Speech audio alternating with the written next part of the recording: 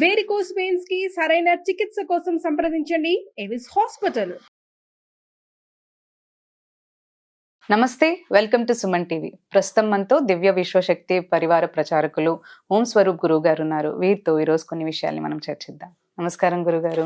శుభం తల్లి. గురుగారు, మనం వింటూ ఉంటామంటే మన పెద్దలు ఏ పుణ్యాలు చేసినా గానీ పిల్లలకి అవి వస్తాయి, వాళ్ళు కూడా ఆ పుణ్యాలన్నీ కూడా పిల్లలకి వస్తూ ఉంటాయని అంటుంటారు. అంతేకాకుండా నా డౌట్ అంటే ఏంటంటే, నా సందేహం, మనకి మన పూర్వీకులు ఏమైనా పాపాలు చేసినా గానీ అవి కూడా మనకి ఏమన్నా పిల్లలకి అవి వస్తాయి? ఏం లేదమ్మా, పాపము పుణ్యం అనేటువంటిది ఉన్నది విషయం అందరికీ తెలిసిందే. అది చేయకూడనివి చేస్తేనే పాపము, ఒకరి హింస అలాంటివి పాపాల కిందకు వస్తాయి. హత్య ఇలాంటివి కూడా పాపాలు వస్తాయి.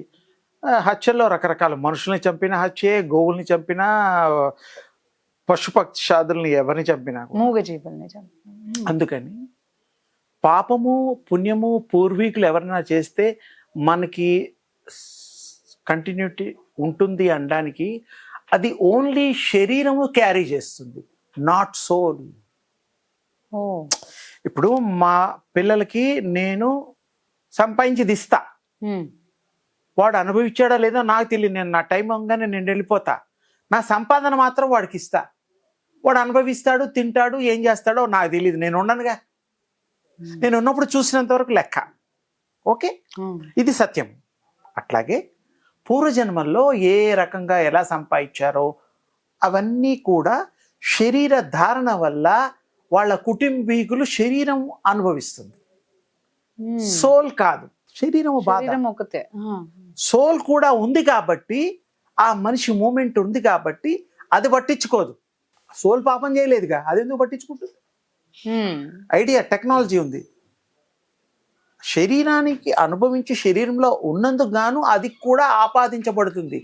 క్యారీ చేస్తున్నందుకు అది కొంత అంటుకుంటుంది, దాన్ని అది తుడుచుకోగలుగుతుంది. అది గనక పాపం చేస్తే సోల్, అప్పుడు తప్పకుండా శిక్ష ఉంటుంది. అంటే మరి అది వాంటెడ్లీ చేసిందిగా. నిజానికి శరీరంతో కంటిన్యూ అయితే వాటికి ఆత్మకి సంబంధం లేదు. మీరే ఆలోచించండి, అమ్మా నాన్న శరీరాలు ఇచ్చారు, ఆత్మను కనగలరా? కనలేరుగా. So clear.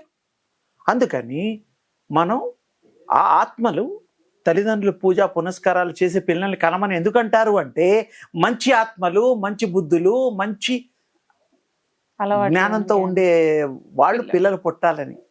అప్పుడు మంచి పుణ్యాలే చేస్తారు, మంచి సహాయాలే చేస్తారు, మంచిగా ఉంటుంది, చెడు రాదు. రోజు ఇంట్లో అమ్మా నాన్న ఏదో మరి తాగడం తినడం ఇలాంటివి ఉన్నాయి, పిల్లలకుంటే అవే అలవాటు అవుతాయి. కానీ సోల్కి అలవాటు కావు. అది బాడీకి అలవాటు అయిపోతుంది. సోల్ ఉంటుంది కాబట్టి అది పట్టించుకోదు. అది పట్టించుకుంటే వాడు సీరియస్గా ఇది తినకూడదు, ఇది తాగకూడదు అని డిసిషన్ అమ్మా నాన్న పెట్టినా తిండు. అంటే వాడు ఓన్ అంతరాత్మ చెప్తుందిగా. తప్పు అనేది తెలిసి చేస్తాడు ఎవడన్నా. చేస్తే వాళ్ళు కొంతమందికి తప్పక ఇక గత్యంతరం లేక తప్పు చేస్తారు, అనుభవించాల్సి వస్తుంది. కానీ శరీర ధారణలు కూడా వాటి ఎక్స్పీరియన్సెస్ కోసం కాబట్టి ఈ కర్మలు అని కూడా మనం ట్రాన్స్ఫర్ చేయొచ్చు. ఎలాగంటే మన ఊళ్ళల్లో గడ్డివాములు ఉంటాయి, ఎండుగడ్డి వాములు, పచ్చిగడ్డి వాములు.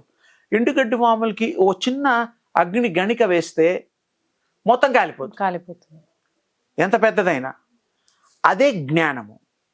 మన ఎన్ని పాపాలైనా మీరు రియలైజ్ అయ్యి మళ్ళీ పాపం చేయనని, అబద్ధం ఆడనని ఇలాంటి కొన్ని డిసిషన్స్ తీసుకుంటే మీరు మారిన మనిషి అవుతారు.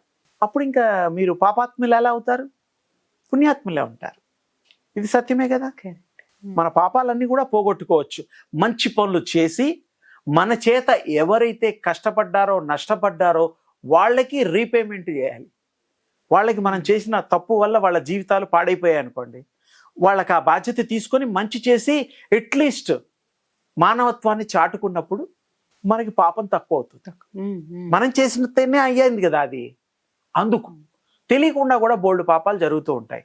అవన్నీ ఎలా తెలుసుకోవాలి ఏమిటంటే, ముందు ధ్యానంలో ఇవన్నీ చేస్తే పాపాలు చేయాలనే బుద్ధి రాదు, ఆ మనిషి దృష్టి పోదు.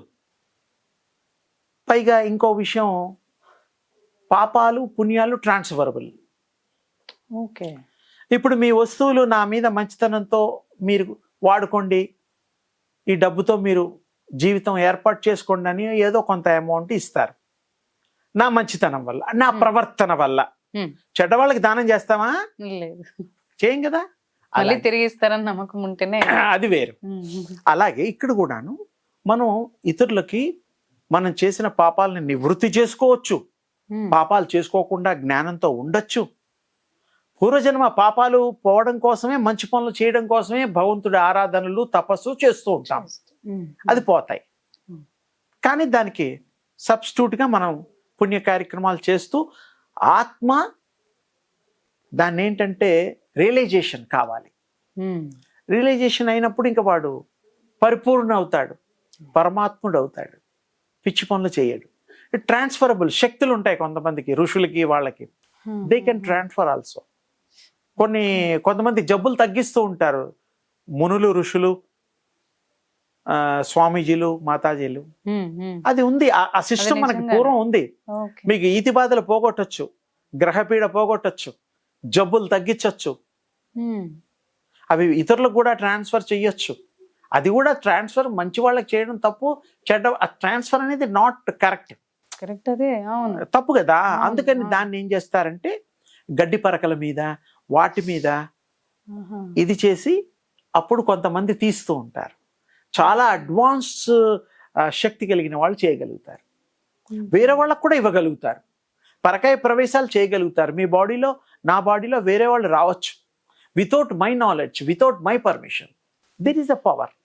ఆ పవర్ గురించి తెలుసుకొని రియలైజేషన్ అయితే తప్ప వాట్ ఈస్ పవర్ తెలుసుకోకుండా పవర్ అంటే కూడా స్పెల్లింగ్ మాత్రమే. అలా కాకుండా you can carry, you can transfer, shaktipat అలాంటివి కూడా ఉన్నాయి. ఎంతో మంది ఋషులు చేశారు గతంలో, జ్ఞానము బోధించారు. చదువే కాదు, అదొక విద్య. ఇప్పుడు మంచి రోజులు, చెడ్డ రోజులు అంటే మీరు నిర్ణయం తీసుకునే దాన్ని బట్టి ఉంటుంది. మీకు ఎప్పుడు అన్ని మంచి రోజులు కావాలంటే మీరు మంచి థాట్ క్యారీ చేయండి, everything will be good 24 hours 365 days. Bad thought లేనప్పుడు దేర్ ఈస్ ఇంకా అంతకంటే గొప్పదేముంది. అది బ్రహ్మ మనకిచ్చిన అనుగ్రహం. ఒక్కసారి కూడా చెడు థాట్ రాకూడదు, ఇతరులకు చెడు చేయకూడదు. మీరు మంచివాళ్ళు అవ్వడానికి ఇంతకంటే మార్గాలు ఏమున్నాయి? అది చాలా అవసరం ఈ సమాజంలో.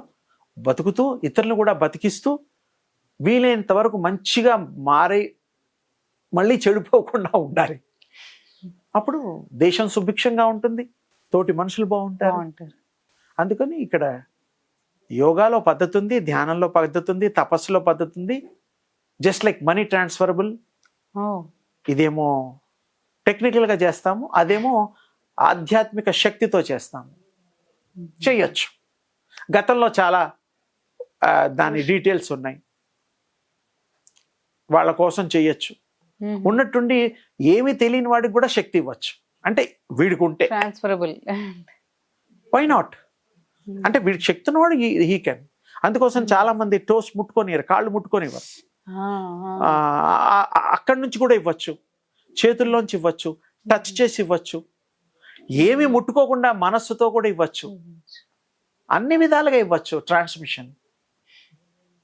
యోగాలో, దివ్య శక్తిలో, అక్కల్టిజంలో అలాంటి వెసులుబాటు, ఫెసిలిటీస్, పవర్ని ఉపయోగించే క్రియలు. కానీ మంచి చేయాలి. ఫైనల్గా మంచి స్థాపన చేయాలి, మంచి చేయాలి, అందరితో బాగుండాలి, అందరినీ ఆనందంగా ఉంచాలి. అదే కదా, అప్పుడు ప్రపంచం అంతా దివ్యాత్మల మయం అయిపోతుంది. ధన్యవాదాలు. శుభం తల్లి.